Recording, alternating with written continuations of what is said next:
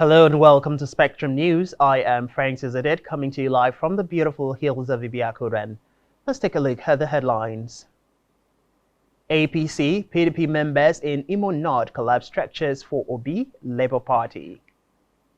ASUU says renegotiation of 2009 agreement at advanced stage with the federal government. Plus, UK Prime Minister Boris Johnson warns that the Ukraine war could last for years. We will bring you details of these stories and more in a moment.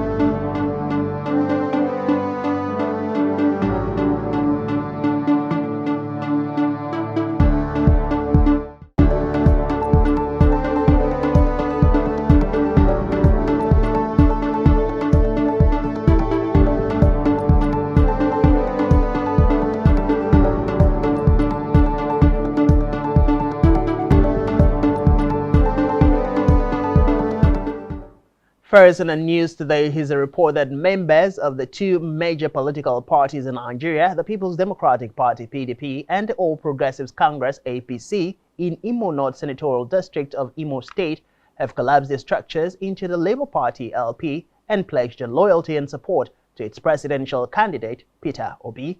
Reports say no fewer than 2,000 people joined the Labour Party at a ceremony at Umwaro community in the Ishala Mbano local government area of the state. A former deputy chief of staff to a former governor of the state, Chukwem Onoha, said the decision was reached after an investigation revealed that Obi was the best presidential material among other presidential candidates. Onoha said APC and PDP had misruled Nigeria for the past 23 years, noting that it was time Nigerians voted Obi to rescue the country.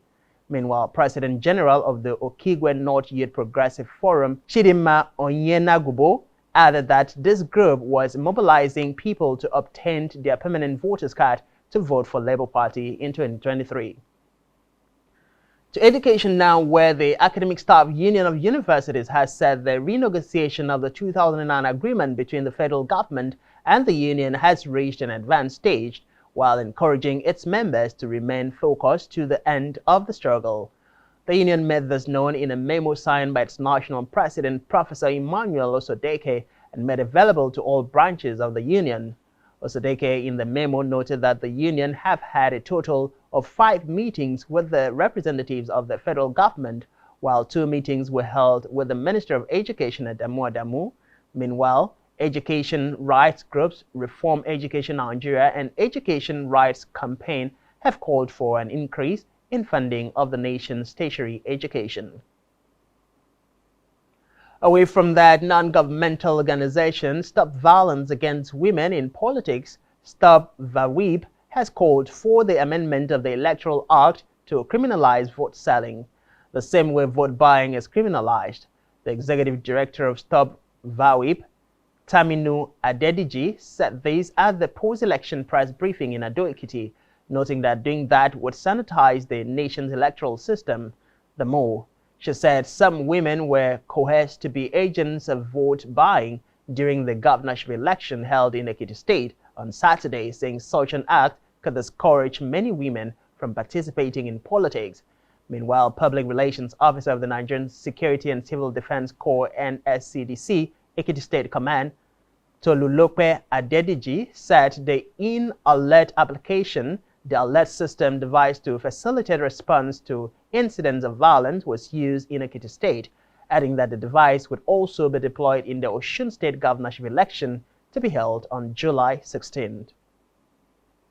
In the meantime, Socio-Economic Rights and Accountability Project (SIREP) has given Professor Mahmoud Yakubu, chairman of the Independent National Electoral Commission (INEC), 7 days to gather information about reports of vote buying, under influence, intimidation, ballot box snatching, and other electoral offenses by the 3 leading political parties in the just concluded Ekiti State governorship election.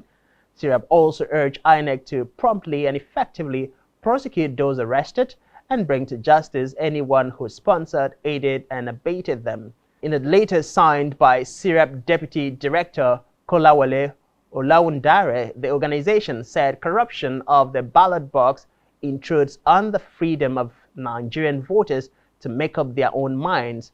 Vote buying and other forms of electoral corruption freezes out the less wealthy candidates and parties. SIREP also noted that wealthy candidates and their sponsors ought not to be allowed to profit from their crimes, adding that it is a thing of concern that impunity for vote buying and electoral bribery is widely prevalent in Nigeria, as perpetrators are rarely brought to justice.